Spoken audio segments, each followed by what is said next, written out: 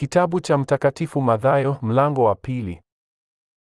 Yesu alipozaliwa katika Bethlehemu ya Uyahudi zamani za Mfalme Herode, tazama, mamajusi wa mashariki walifika Yerusalemu wakisema, yuko wapi yeye aliyezaliwa mfalme wa Wayahudi?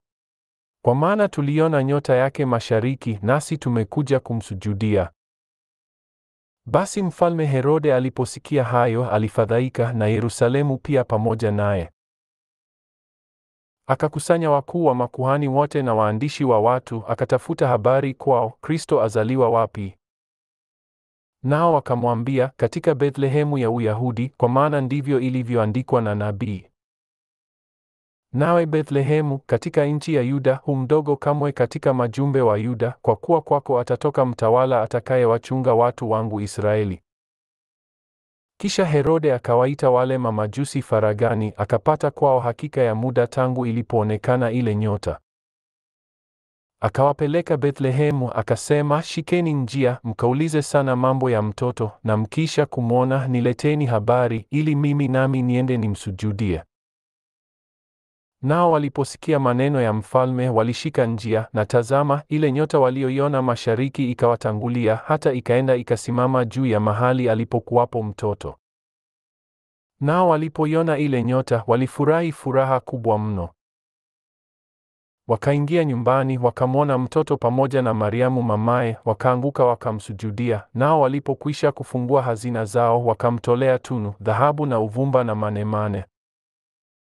Nao wakiisha kuonywa na Mungu katika ndoto wasimrudie Herode, wakaenda zao kwao kwa njia nyingine.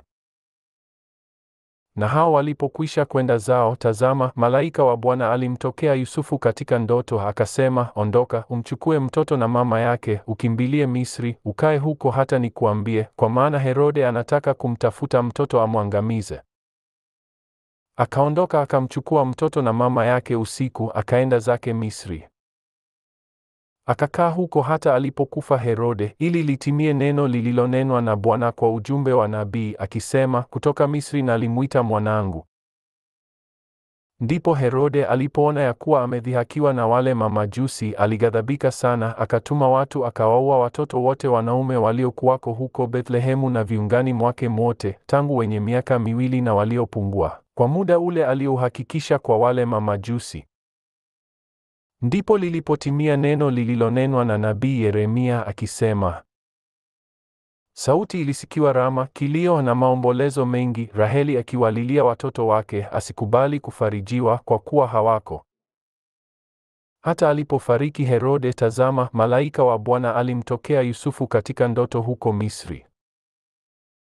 Akasema, ondoka, umchukue mtoto na mamaye, ushike njia kwenda nchi ya Israeli, kwa maana wamekufa walioitafuta roho ya mtoto. Akaondoka akamchukua mtoto na mamaye, akafika nchi ya Israeli.